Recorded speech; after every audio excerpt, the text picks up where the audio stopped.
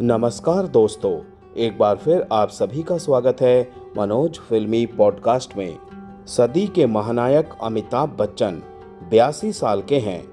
उम्र के इस पड़ाव पर भी अमिताभ के पास कई बड़ी फिल्में हैं जिनके जरिए उन पर करीब 1750 करोड़ का दांव लगा है। इतना दांव इस समय तक शाहरुख खान, सलमान खान, आमिर खान और रजनीकांत पर भी नहीं लगा है। दोस्तों, वीडियो में आगे बढ़ने से पहले प्लीज़ मेरे चैनल को सब्सक्राइब करके बेल आइकन को जरूर प्रेस कर दीजिएगा। तो चलिए दोस्तों, वीडियो को शुरू करते हैं। 82 साल के बिग बी सिर्फ 25% लिवर पर ही जिंदा हैं। उनका 75% लिवर खराब है। कुली के सेट पर हुए हादसे के बाद डॉक्टर्स क्लिनिकली उन्हें मरा हुआ घोषित कर चुके हैं। अमिताभ की भारत में पिछले 50 सालों में इतनी तगड़ी फैन फॉलोइंग है कि उनके अस्पताल पहुंचते ही मंदिरों में भीड़ बढ़ जाती है और देश भर में हवन होने लगते हैं। हालांकि ये मुकाम हासिल करना उनके लिए आसान नहीं था। पहली अधूरी मोहब्बत से हारकर जब अमिताभ बच्चन ने फिल्मों में आना चाहा तो लोगों ने उनकी सांवली रंगत, भारी आवाज और ऊंचे कद का जमकर मजाक उड़ाया। ये बात भी सच है कि इन्हीं 3 खूबियों के साथ वो महानायक बने। 80 के दशक के ज्यादातर स्टार्स, चाहे वो धर्मेंद्र हो या जितेंद्र, इन सभी सितारों की चमक फीकी पड़ गई, लेकिन अमिताभ की चमक आज भी बरकरार है। अमिताभ बच्चन 2022 में 5 फिल्मों झुंड, रनवे 24, ब्रह्मास्त्र, ऊंचाई और गुड बाय में नजर आए। इसके साथ उन्होंने गुजराती फिल्म फकत महिला माटे में भी काम किया, आर बाल्की की फिल्म चुप में कैमियो किया और प्रभास की फिल्म राधे श्याम के नैरेटर भी बने। 2010 से अब तक 13 सालों में ही अमिताभ बच्चन ने कैरेक्टर रोल, लीड रोल और कैमियो समेत 52 फिल्मों में काम किया है। इनमें बुड्ढा होगा तेरा बाप, गुलाबो सिताबो और झुंड जैसी फिल्में शामिल हैं, जिनकी कमान अकेले अमिताभ ने संभाली थी। अमिताभ बच्चन ने 1969 की फिल्म 7 हिंदुस्तानी से कैरियर शुरू किया था। तब से लेकर 2023 तक सिर्फ 1995 को छोड़कर अमिताभ बच्चन की हर साल फिल्म रिलीज होती ही है। दूसरे विश्व युद्ध और आज़ादी की लड़ाई के दौर में 11 अक्टूबर 1942 को अमिताभ बच्चन का जन्म उस जमाने के मशहूर लेखक हरिवंश राय बच्चन और तेजी बच्चन के घर हुआ। पिता ने उनका नाम इनकलाब रखा, जिसका अर्थ था क्रांति, बदलाव। लेखकों का हरिवंश राय बच्चन के घर में आना जाना था। एक दिन एक मशहूर राइटर सुमित्रा नंदन पंत उनके घर नवजात बच्चे अमिताभ यानी इनकलाब को देखने पहुंचे। जब उन्हें पता चला कि हरिवंश राय बच्चन ने बेटे का नाम इनकलाब रखा है तो उन्होंने नाम बदलकर अमिताभ करवा दिया। अमिताभ का अर्थ है अत्यंत तेजस्वी, यह गुणगान। अमिताभ का असली सरनेम श्रीवास्तव है। उनके पिता हरिवंश राय बच्चन ने बतौर राइटर अपना पेन नेम बच्चन रखा था, जो आगे जाकर उनका सरनेम बन गया। इसे उनके बच्चों ने भी फॉलो किया। बचपन में अमिताभ राजीव गांधी और संजय गांधी के साथ खेला करते थे।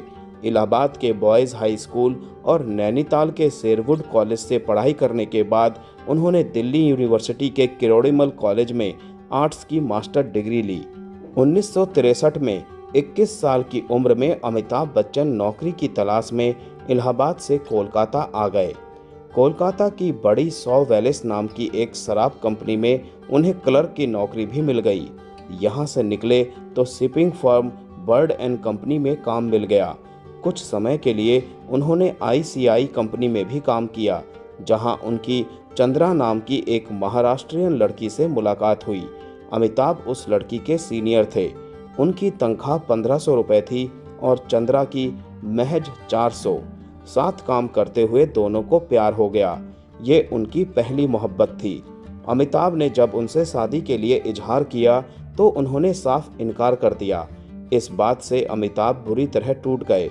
दिल टूटने पर उन्होंने तुरंत नौकरी छोड़ दी, जिससे उन्हें 26 दिन की तनख्वाह भी नहीं मिली।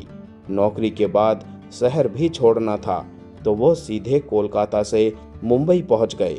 रेडियो स्टेशन में नौकरी मांगी तो कहा गया, तुम्हारी आवाज़ सुनकर लोग भाग जाएंगे। मुंबई पहुंचकर अमिताभ बच्चन नौकरी के लिए एक दफ्तर से दूसरे दफ्तर चक्कर लगाते रहे। हर जगह से रिजेक्शन ही हाथ आया। एक बार वो एक रेडियो स्टेशन में नौकरी मांगने पहुंच गए। रेडियो में सिर्फ आवाज़ का ही काम था, तो उस समय मशहूर आवाज़ रहे अमीन सयानी ने उनका ऑडिशन लिया। आवाज़ सुनते ही अमीन जी बोल उठे, तुम्हारी आवाज़ बहुत भारी है, लोग इसे सुनकर भाग जाएंगे। हरिवंश राय बच्चन चाहते थे कि अमिताभ कोई ढंग की नौकरी करे, लेकिन उन्हें अभिनय में दिलचस्पी थी। हालांकि उनके बड़े भाई अजिताभ उनके मन में पनप रहे हीरो बनने के ख्वाब को अच्छी तरह जानते थे। एक दिन अजिताभ मुंबई से दिल्ली आ रहे थे कि सफ़र में पास बैठे एक लड़के से पता चला कि ख्वाजा अब्बास अपनी फिल्म के लिए नए चेहरे की तलाश में हैं। अजिताभ ने तुरंत अपने बैग से भाई की तस्वीर निकाली और उस लड़के को थमा दी। कह दिया कि ये तस्वीर उन तक पहुंचा दो, साथ ही उनसे संपर्क करने के लिए नंबर भी लिखा। अगले दिन तस्वीर ख्वाजा अहमद अब्बास तक पहुंची और उन्होंने तुरंत उन्हें मिलने के लिए बुला लिया। अमिताभ उस समय दिल्ली में थे, जो एक कॉल आते ही मुंबई पहुंच गए। सफ़ेद कसा हुआ चूड़ीदार, सफ़ेद कुर्ता और साथ में नेहरू जैकेट और एक झोला लिए अमिताभ ख्वाजा अहमद अब्बास के दफ्तर पहुंचे। जैसे ही अमिताभ ने अपना नाम बताया तो सवाल जवाब का सिलसिला शुरू हो गया। ख्वाजा जी पूछते हैं, क्या तुमने इससे पहले कभी फिल्मों में काम किया है? तो अमित जी बोले, जी नहीं, लोगों ने मुझे कभी फिल्मों में लिया ही नहीं। अमिताभ ने कई बड़ी हस्तियों के नाम लिए जिन्होंने उन्हें रिजेक्ट किया था। फिर ख्वाजा जी कहते हैं, उन्हें आप में क्या दिक्कत नजर आई? अमिताभ बोले, उन्हें लगता था कि मैं हीरोइनों के हिसाब से काफ़ी लंबा हूँ। ख्वाजा जी फिर पूछते हैं, हमारे साथ ऐसी कोई दिक्कत नहीं है, क्योंकि हमारी फिल्म में हीरोइन ही नहीं है, होती तब भी तुम्हें ले लेते। अमिताभ कहते हैं, आप मुझे फिल्म में ले रहे हैं? क्या वाकई आप मुझे फिल्म में ले रहे हैं बिना टेस्ट के? ख्वाजा जी बोले, पहले तुम स्टोरी सुन लो, फिर रोल और फीस जान लो। अगर तुम तैयार हुए तो कॉन्ट्रैक्ट साइन करेंगे। बातों ही बातों में जब ख्वाजा अब्बास को पता चला कि अमिताभ हरिवंश राय बच्चन के बेटे हैं तो उन्होंने पूछा, क्या घर से भागकर आए हो? अमिताभ ने जवाब में ना कहा। इसके बावजूद ख्वाजा अब्बास ने हरिवंश राय बच्चन को खत लिखकर पूछा कि कहीं उनके बेटे के फिल्मों में आने पर उनको ऐतराज़ तो नहीं है। जब खत के जवाब में सहमति मिली तो कुछ दिनों बाद ख्वाजा ने 5,000 रुपये देकर अमिताभ को साइन कर लिया। 15 फरवरी 1969 को अमिताभ ने फिल्म 7 हिंदुस्तानी साइन की, जो 7 नवंबर 1969 को रिलीज हुई। 1969 से शुरू हुआ अमिताभ बच्चन का एक्टिंग सफ़र। वो भी आसान नहीं रहा।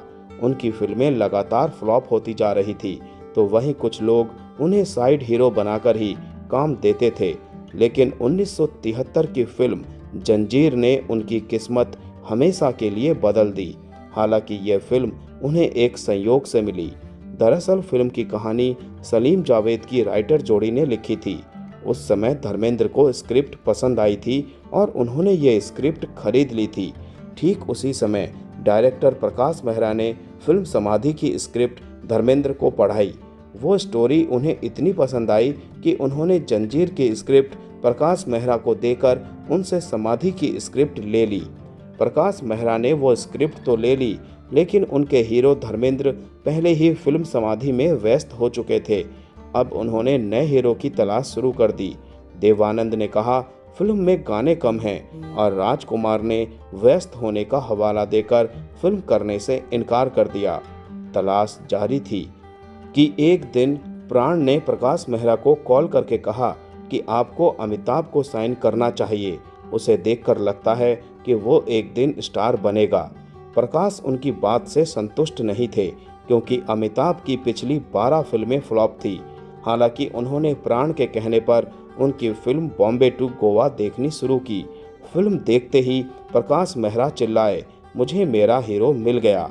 जैसे ही फिल्मी गलियारों में खबर फैली कि प्रकाश मेहरा ने फिल्म जंजीर में अमिताभ को कास्ट किया है तो उनकी जमकर आलोचना हुई।